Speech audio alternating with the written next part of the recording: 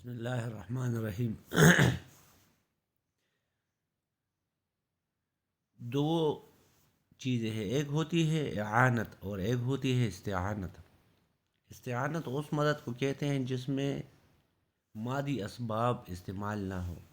اور اعانت اس مدد کو کہتے ہیں جس میں مادی اسباب استعمال ہو۔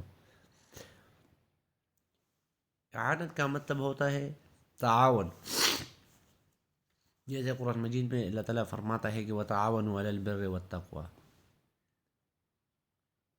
کہ نیکی اور پرہیزگاری کے ذریعے ایک دوسرے کے ساتھ تعاون کرو، وَلَا تَعَاوَنُوا عَلَى الْإِثْمِ وَالْعُدْوَانِ، اور گناہ اور اس کے کام میں ایک دوسرے کے مدد نہ کرو۔ تو تعاون اسباب کے ساتھ ہوتی ہے اور یہ انسان کر سکتے ہیں۔ جیسا مثال کے طور پر مجھے پیاس لگی ہو، میں کسی سے کہوں کہ یار میری پیاس بجھا دے پانی کے ذریعے، تو وہ پانی لائے گا اور میری پیاس بجھے گی۔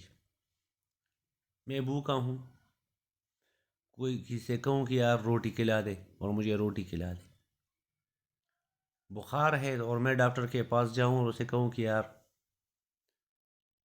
مجھے ٹیمپریچر ہے، اس کے لیے کوئی مدد کرے، میرا یہ مسئلہ حل کرے، اور مجھے انجیکشن لگا دے، کوئی دوائی وغیرہ دے۔ کسی میکینک کے پاس جاؤں اور اسے کہوں کہ میری موٹر کار ٹھیک کرے، اور وہ میری موٹر کار اسباب کے ساتھ ٹھیک کرے، تو اسے کہتے ہیں اعانت،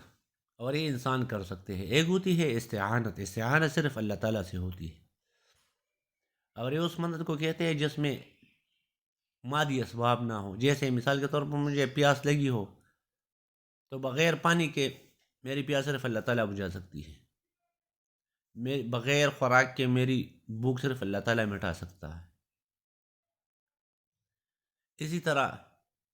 اگر بندہ جائے قبر کے پاس جائے اور قبر سے مانگے کہ میری مدد کر، تو وہ مدد نہیں کر سکتا، کیونکہ اسباب سے بالا تر چیزوں میں مدد مانگنا ہے، تو یہ شرک ہوتا ہے۔ استعانت میں اللہ تعالیٰ کے علاوہ کسی سے کوئی چیز پکارنا یہ شرک کہلاتا ہے۔ یا میں کسی کے پاس جاؤں اور میں اسے کہوں کہ یار میری بیماری ہے، اور بغیر کسی مادی اسباب کے، انجیکشن کے، دوائی کے مجھے ٹھیک کر دو، کوئی منتر پڑھ دو، کوئی چیز پڑھ دو، تو یہ بھی شرک میں آتا ہے، یہ بھی شرک ہی ہوتی ہے۔ اسی طرح کسی مردے کے قبر سے کوئی چیز مانگنا، یا اولیاء سے یا انبیاء سے کوئی چیز مانگنا، یہ سب استعانت میں آتے ہیں اور یہ شرک کہلاتا ہے۔ جیسے کچھ لوگ کہتے ہیں کہ یا غوث اعظم عبد القادر جیلانی المدد، یا کوئی کہتا ہے یا علی مدد، تو یہ سارے شرکیات میں آتے ہیں، کیونکہ یہ اسباب سے بالا تر چیزوں میں مدد ہے۔ وہ کوئی سبب، مطلب علی رضی اللہ عنہ سے یا عبد القادر جیلانی سے، وہ ابھی تمہاری اسباب کے ساتھ کوئی مدد نہیں کر سکتا، کیونکہ وہ بھی عام انسان ہے۔ اللہ تعالیٰ کے علاوہ بغیر اسباب کے تمہارا کوئی بھی مدد نہیں کر سکتا، نہ کوئی نبی، نہ کوئی ولی، اور ان سے مدد مانگنا یہ شرک کہلاتا ہے۔ تو ہمارے جو لوگ یہ دموں کے پیچھے بھاگتے ہیں، یا بغیر اسباب کے کسی سے یہ توقع رکھتے ہیں کہ میری مدد کر سکتے ہیں، یا کسی جادو ٹونا وغیرہ کے ذریعے کہ یار بس یہ کوئی منتر پڑے گا اور میں ایک بندہ امریکہ میں ہے، میں پاکستان میں ہوں، اور وہ کوئی منتر وغیرہ پڑے گا، تو اس نے کوئی مادی سبب استعمال نہیں کی، اور میں ٹھیک ہو جاؤں گا، یا میری گاڑی ٹھیک ہو جائے گی کسی منتر سے، میری خراب موبائل ٹھیک ہو جائے گی، میری گاڑی ٹھیک ہو جائے گی، یا بغیر کسی ٹرانسپورٹ کے، گاڑی کے، جہاز کے، اور مجھے ایک جگہ سے غائب کر کے دوسری جگہ بھیج سکتا ہے،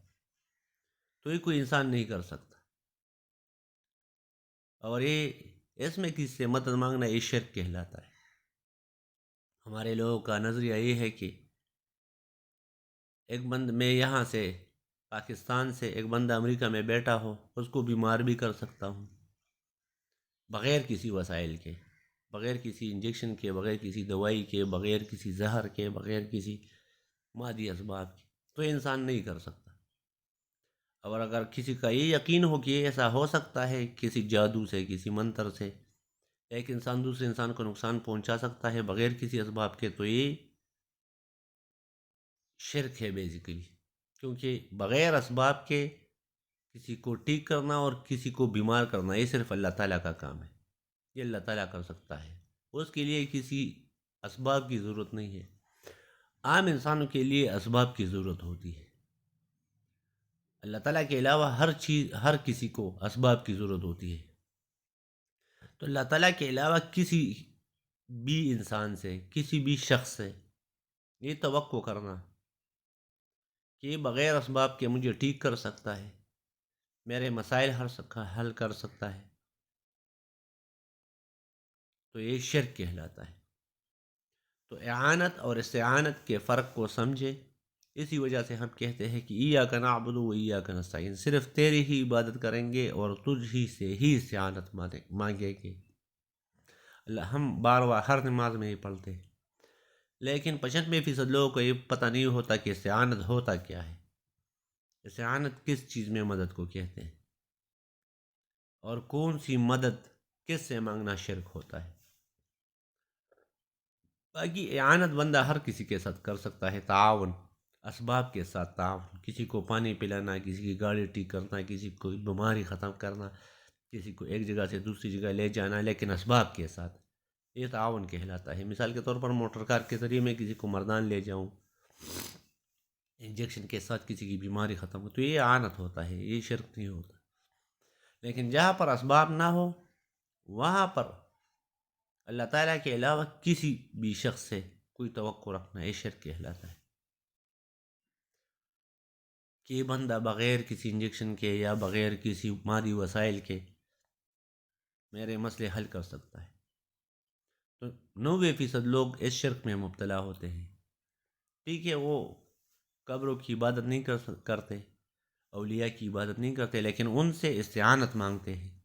اسباب سے بالا تر چیزوں میں مدد مانگتے ہیں، تو یہ سارے شرکیات میں آتے ہیں اور یہ شرک ہوتا ہے، تو ان سے بچے۔